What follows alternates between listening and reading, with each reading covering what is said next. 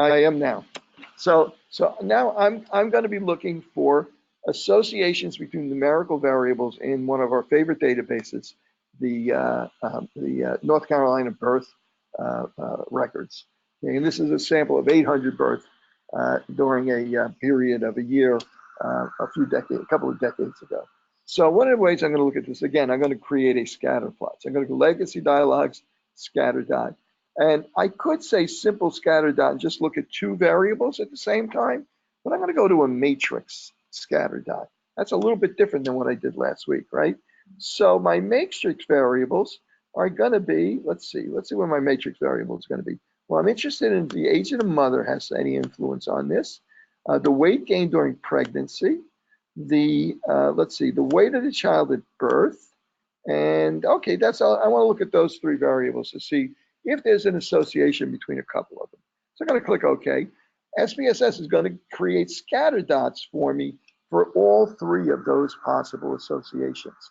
And this gives me a rough idea what I might be looking at. So like, for instance, this one, which is the weight gain during pregnancy and the age of the mother, there doesn't seem to be much of a relationship between those two, right? But this one, which is the weight gain during pregnancy and the weight of the child at birth, that looks like there's definite association. And how about the weight of the child and the weight gain during weight of the child, weight gain during pregnancy, and the weight gained?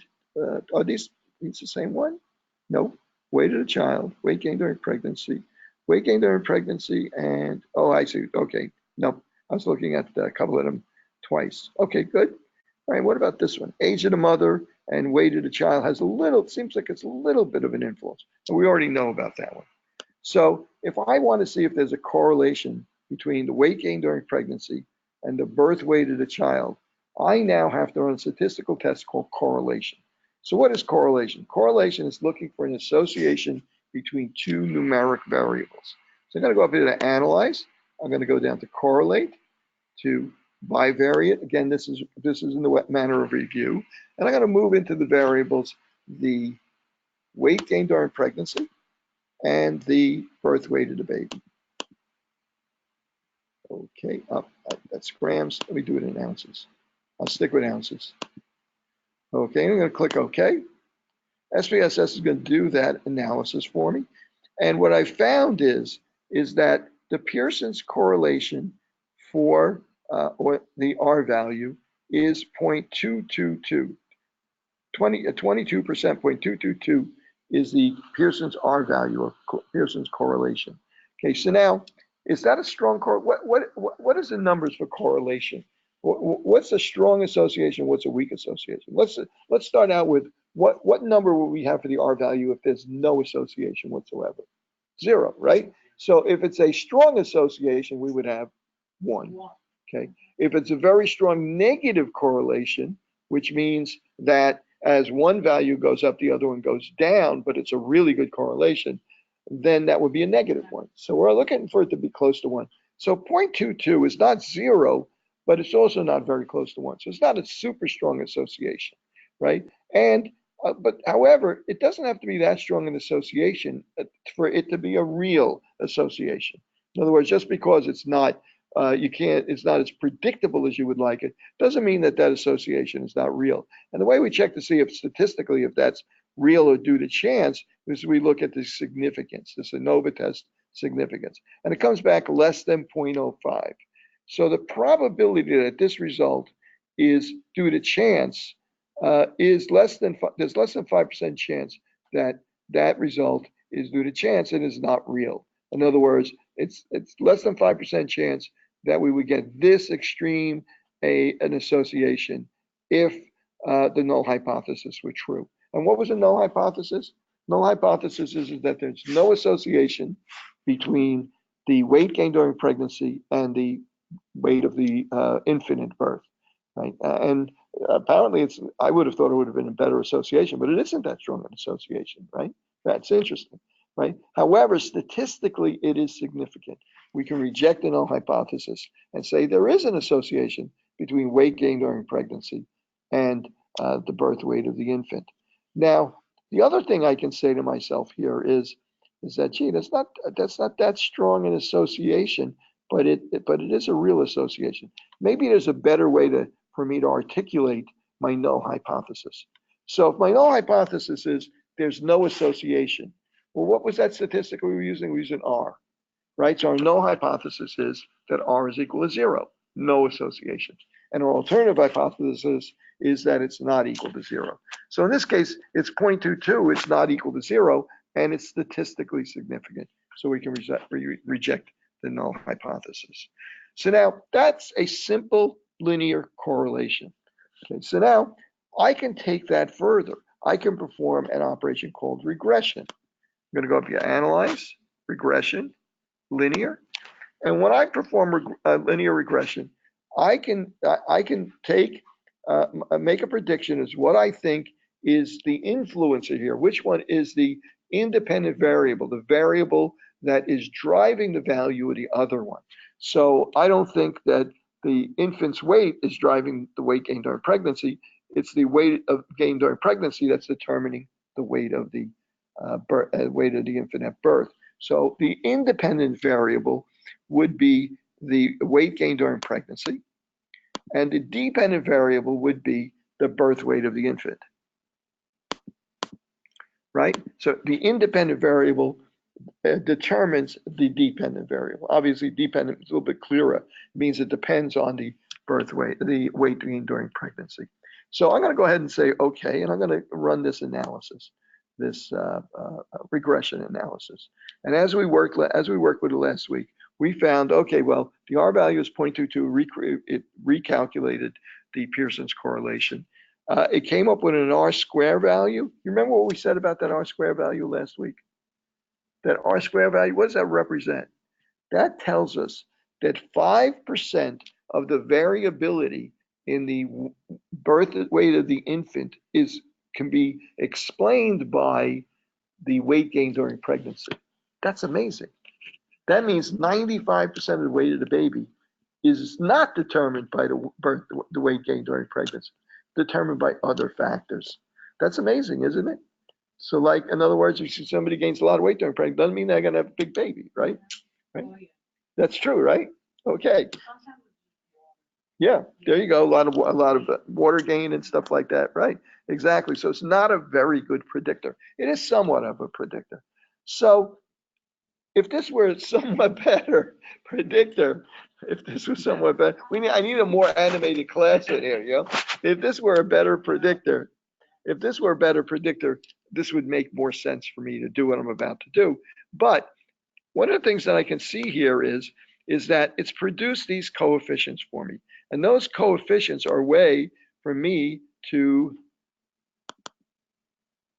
determine a line that is a best fit line for this association. So in other words,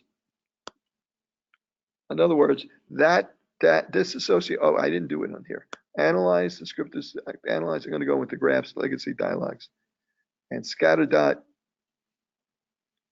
I'm going to go with the scatter dot and just do one pair of associations, which is the weight of the child and not the age of the mother. This time I'm going to instead use the weight gain during pregnancy. And I'll click OK. Okay, so, and here is my plot. I'm going to create a best fit line here.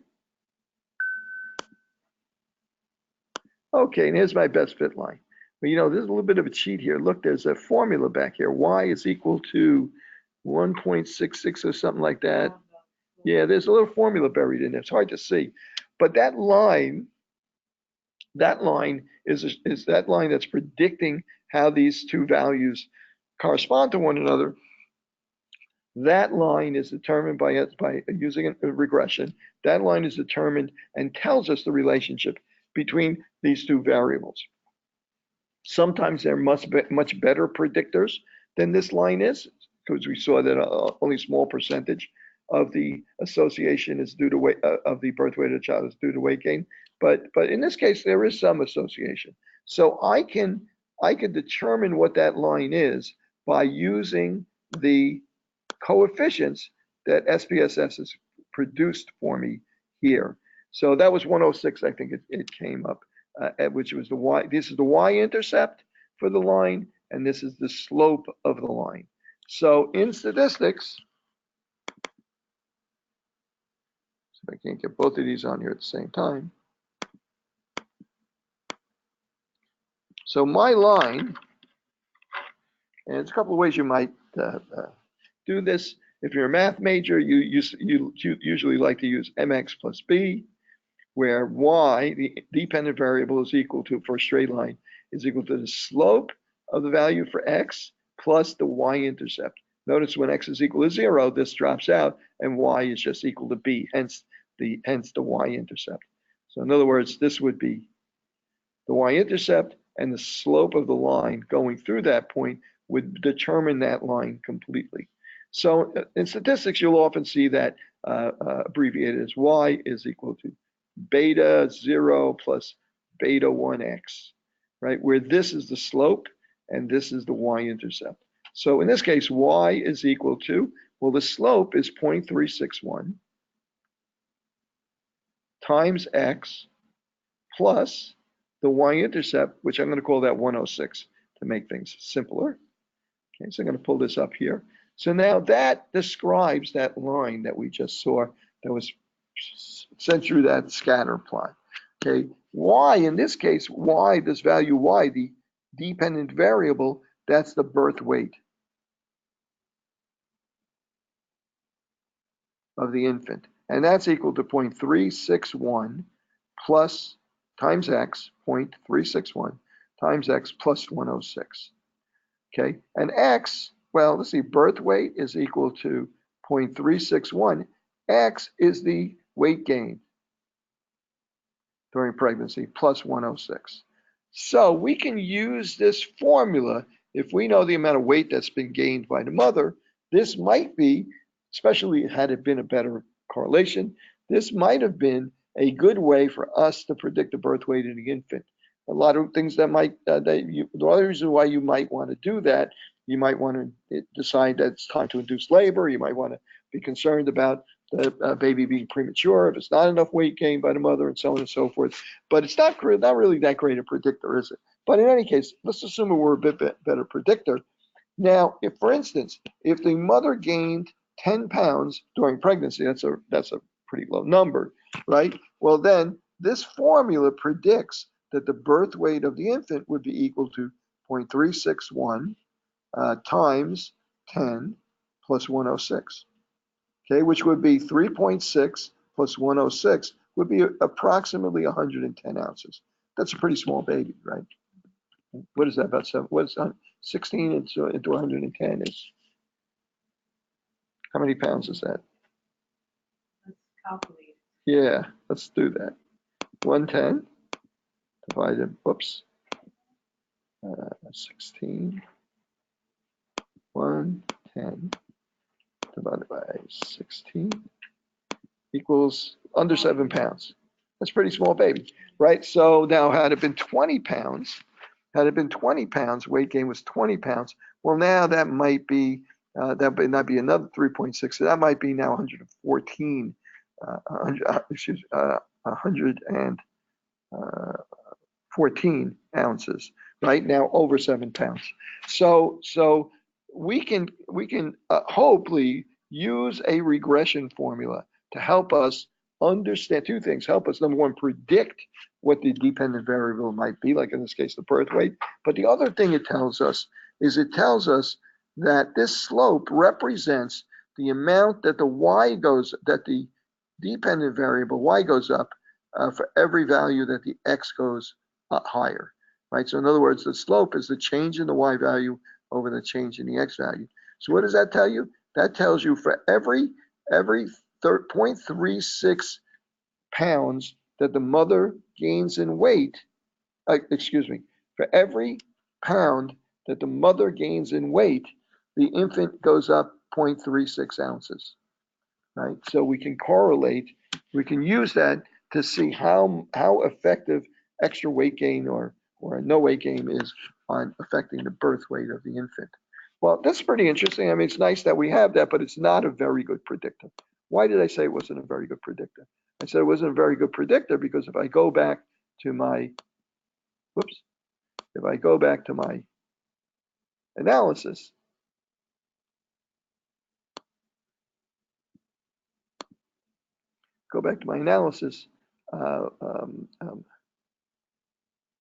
only 5% of the variability in the birth weight is determined by the weight of the infant, by the weight gain by the mother. Okay, so let's say I want to combine this with another variable. Maybe I want to say, maybe I can connect this to another numerical variable and get a better predictor. So I'm going to say analyze, and I'm going to go regression, linear, except this time I'm going to say, well, in addition to, I'm not sure why I lost the previous data, or I have the wrong data set open right now. I got more than one data set open. Okay, where is it? There it is. Okay, so I'm going to go to analyze, regression, linear. And this time, in addition to weight gain during pregnancy, I'm going to add in the age of the mother in years as another variable. Okay, and I'm going to do this analysis again. Well, what's this going to look like in terms of a formula? Well, in terms of a formula, what this might look like to us is instead of y is equal to beta 0 to y-intercept plus beta 1 x, where beta 1 is the slope that's associated with the weight gain during pregnancy, but now we have a beta 2 x, where this slope is associated with the age of the mother. So maybe by combining these in this formula, maybe I can get a better predictor. So let's give it a try. Okay, so I'm gonna, did I do it already? No, I haven't. Analyze, regression, linear, and there it is. It's all set up, ready to go. I'm gonna click OK. And let's see how we wind up this time. Okay, so what's the R value this time? It's 0.279, and it's statistically significant. Again, here's the significance over here. So now we're up to 8%. By combining those two variables, the new formula that we've created, and again, here we go, here's coefficients.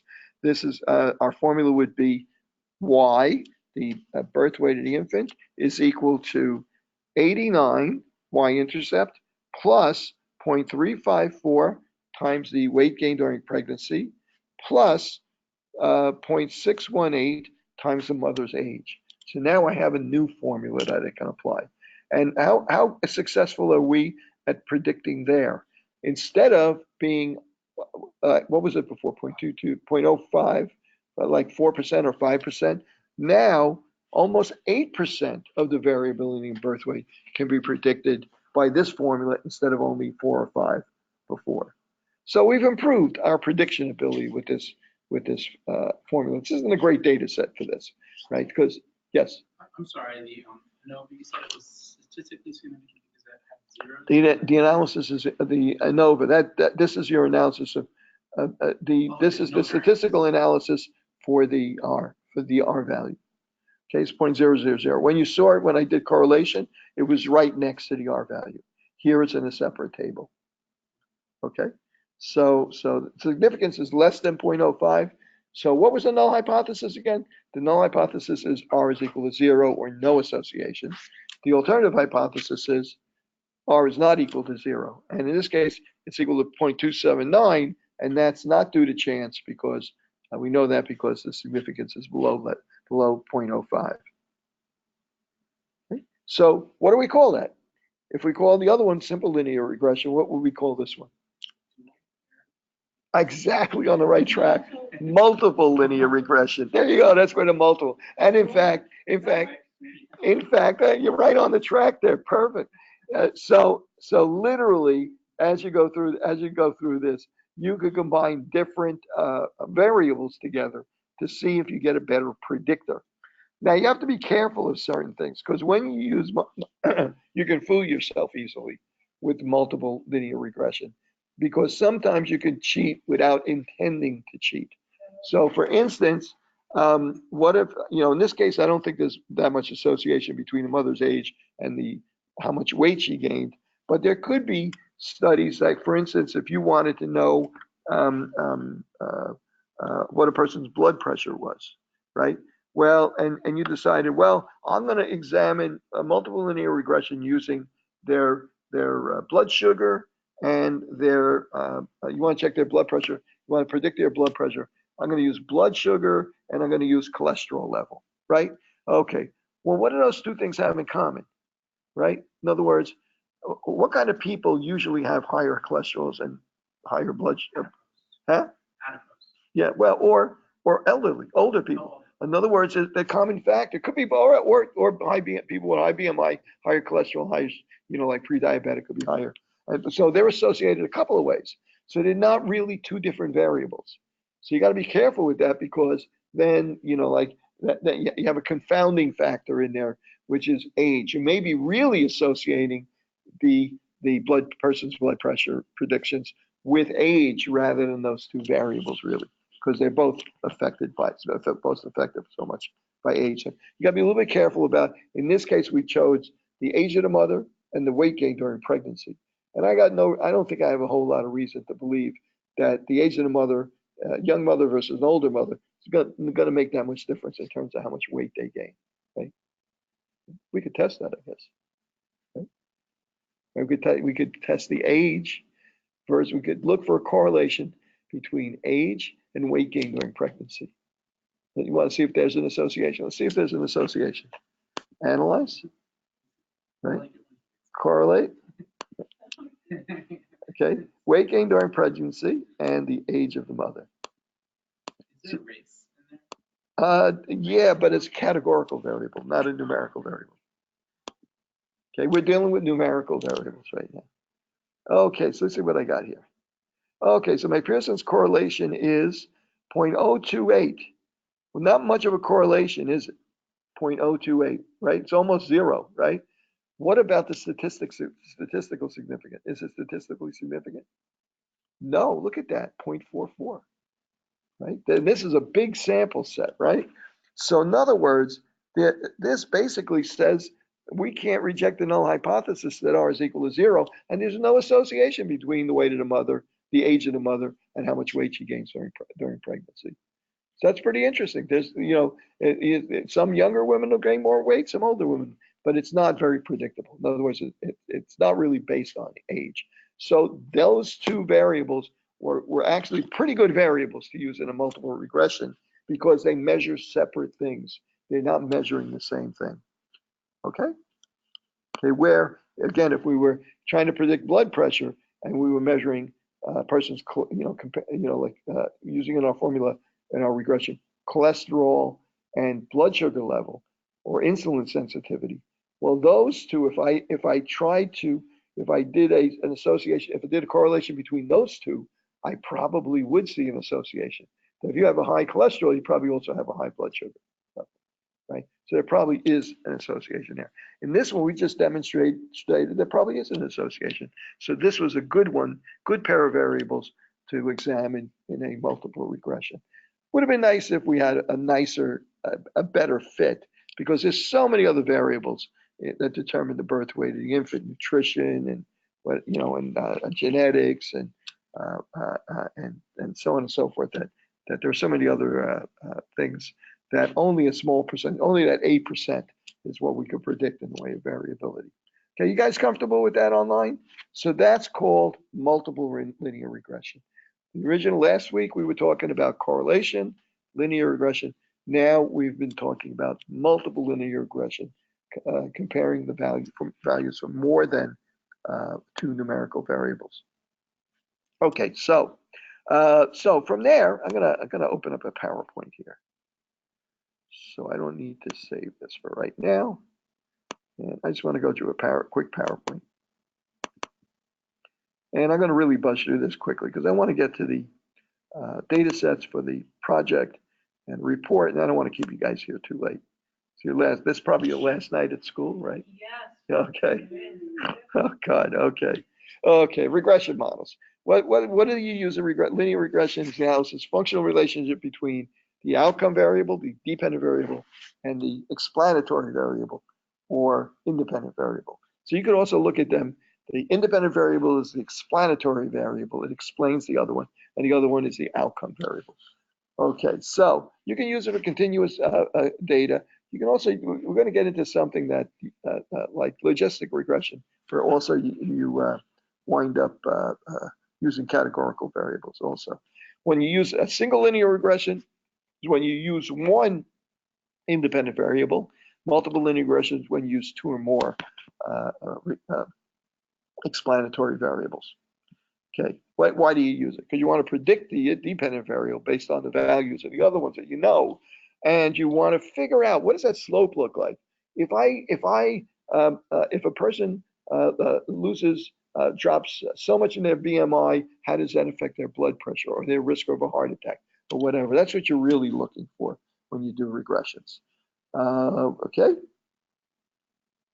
Okay, and again, this is this idea of a co-founding or a confounder is that sometimes you wind up not realizing in multiple linear regression that the predictors that you're using are really kind of associated already, so they're not really completely independent variables. Here's what the formulas might look for: beta 0 plus beta 1x. That first form, a sample equation is this: y is equal to the slope, the y-intercept plus the slope times the value of the predictor variable x. That one that's above there is the general equation that represents linear regression. There's an extra figure in there. What is that extra figure, you think? Yeah, E, it's error. Every time I use the bottom equation, right? Let's say I use the bottom equation. I put in values for a person that I know, right, that I'm predicting.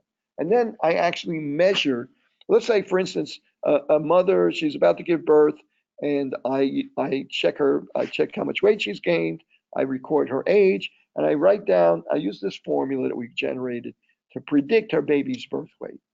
Now the baby's born. Now I weigh the baby. The difference between what I predicted and the baby's actual birth weight is the error, is that little symbol that we have there, right? And we have another name for it in statistics. You're going to learn it in just a couple of minutes, right? So that there's always going to be potentially a difference between what you predict or using the formula and what it actually is. For the most part, you don't get too many points that lands right on that line where the formula predicts perfectly. Okay, multiple linear regression, you can see there's multiple variables involved, or 2, 3, 4, it could be 4 variables. Okay, so this is a construct. This one uses, it's the same data set that we're looking at here. Okay, and here's some outputs. Which one was this?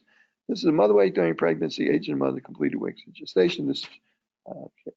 You know, I think that this was a different data set that they used here. Okay. Okay, and again, R squared. See if I got R squared there. R squared is 37%. That means that the age of the mother, weight gain during pregnancy explains 37% of the variation in birth weight. Okay, and I just want to move on from there. Okay, in this case, they're looking at the two variables separately. In other words, now they're looking at whether or not the mother, separating out data for mothers who smoked during pregnancy and mothers who didn't smoke during pregnancy to see if that relationship changed, weeks of gestation versus weight of the child. Oh, there's a number we didn't test. Weeks of gestation. We didn't check that number, right? That's another numerical variable that's in there. And birth weight, yeah. That one obviously has a very large impact. You can separate out the data into two groups. There's a way to do that in SPSS. I don't want to get into that right now. Okay, but yes, it separated out because what they did was they really did two regressions two scatter plots there. One is a scatter plot for the women who smoked during pregnancy, right? Took all the women that smoked during pregnancy, put them into one group, and plotted the scatter plot, and then drew the green line, drew that best fit line, right? And then it took all the women who didn't smoke, and drew the other line. So you have one group one, smoked, women who smoked, and you can see the association between completed weeks of gestation and weight of the child. And you see the other group, same analysis, complete the relationship between completed weeks of gestation and weight of the child. You see that in blue, and they just overlaid those two graphs. So you can see that there's a difference in the slope of that line. Okay, which one's the blue? The blue is, mother did not smoke is the blue. Yeah, I think, no, SPSS is such a miserable program that way. I can't. What's that? Yeah, I can't. It's just SPSS won't do it. Oh, actually, wait, I'm not in SPSS now, right? Okay. Yeah, let me see if I might be able to do that. In fact, I should be able to do that. Let me see if I can pinch my way in. I can't. Let me just do it this way. There we go. Okay. Right? So the slope is greater for mothers who did not smoke during pregnancy. In other words, there was a greater, there was a greater slope for, there was the weight gain during pregnancy was translated into birth weight of a larger birth weight of the baby, more for women who did not smoke during pregnancy than for women who did smoke during pregnancy. In other words, if you gained a pound, if you're not a smoker and you gained a pound, your infant benefited from that more if you were a non-smoker than if you were a smoker. See, because the slope for non-smokers is not as great. In other words, gaining another pound didn't bring the infant's weight up as much. That's what that slope is telling you. So it looks like women who did not smoke, right, had less birth to term. Oh, okay. Yeah, that's premature babies. Yeah. Well, that's hard to tell because, well, the problem is, you see the green ones over here. It's hard to tell on this graph, but maybe only 10 or 20% of the women smoked, right? So in other words, you look down here and you see a lot more blue dots here than you see green dots, but that may only be because there's more non-smokers in the study than smokers. So yeah, here we want to concentrate on the slope, not so much the individual values. Okay. Okay, I need to get back to normal view here. Oh, let me play it. What's that? Pregnancy must be really tough. Okay, so logistic regression. Logistic regression, when we say logical, and you think about logical operators, you think and, or, true, false, yes, no, those are logical operators, right? So when we talk about logistic regression, what we're talking about is things that involve a choice between yes and no, like a probability. Okay, so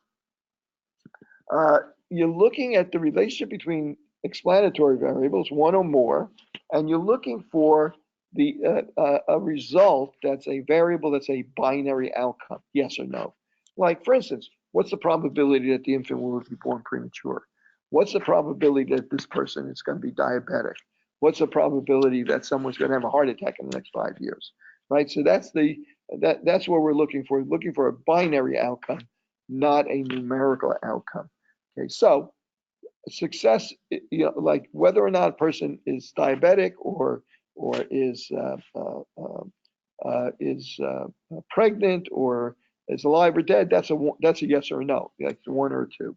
But you can generate formulas that will help you predict that. So in other words, in this case, we want a simple logistic regression. We want to know how can we predict the probability of a certain outcome given other factors, like other variables, like this variable x, this value of this variable x. this variable x1, x2, and 3 variables, like a multiple linear logistic regression. So let's see if I can't come up with a sample of this. So study examined the relationship between smoking status and low birth weight. There's a variable on here called low birth weight. That variable is a yes or a no. In other words, either infant, what they defined what they wanted to call low birth weight under so many ounces, right? And if you're under that number of ounces, you got a 1. That was a low birth weight. If you weren't, you got a 2. You weren't. It wasn't low birth weight. So if you wanted to predict which infants would be low birth weight infants and which ones weren't, that would be a great tool if we had that, right? And that's where logistic regression comes in. In this case, we're looking for a probability. Now, it's a little tricky because think about it first. Let's say that I have 1,000 women that I'm studying, right, that are going to be in this regression, okay? And let's say you have 100 babies that are low birth weight, right? So right off the bat, if I didn't know anything else about if I picked a woman out of there at random, what do I know about the probability she's going to have a low birth weight baby? But what's the probability? Out of 1,000 women, 100 of them have a low birth weight baby. The probability for her is 10%. Even if I know nothing else about her, the probability, I can say the probability she's going to have a baby, low birth weight baby, is 10%. Now, what I want to do is use logistic regression to help me improve that prediction, to be able to predict better than, just say 10%. In other words, a more realistic prediction for that specific woman. Okay, so, and how do we do that? We're going to use variables that we can measure that might predict that. So what might be explanatory variable for low birth weight? Okay, which variables do you think might contribute to a low birth weight baby? We just saw one, smoking status, right? So that's one simple variable. So if I'm just going to use that one variable, okay. Mothers did not smoke, they had smoking during pregnancy. Mothers did smoke. 13% of the mothers who smoked during pregnancy had a low birth weight baby, and 8% of mothers who did not smoke. So what kind of analysis was that? You guys remember that? Right? That's a chi-square analysis, right? Okay. And odds ratio. See the odds ratio there is 1.73. So we're dipping back a little further back. Okay, so now that's nice. We know that a woman smokes is 1.73 times as likely. Her odds are 1.73 times as great of having a low birth weight baby. Okay, so now, although to tell you the truth, it wasn't statistically significant, we're gonna not worry about that for now. So now let's set up an equation, a regression that helps us predict that. So in this case, we create a regression, a logistic regression, to determine that, and we wind up with, it's a much more complicated formula, but we wind up with values. It involves natural logarithms and so on. So that's why I'm not going to go into too much of this right now. But here are the probabilities for, in other words, using regression, we came up with the same probabilities for not smoking during pregnancy and for mothers who smoked during pregnancy. So let's see if we can even improve that. Okay, here's a binary regression. Here's this is on Blackboard. You guys can go through it if you want later on if you're interested. Okay, we're not going to wind up testing you on this or anything. Ethnicity. Okay, there's another binary logistic regression where we're including another variable, which is the ethnicity of the mother.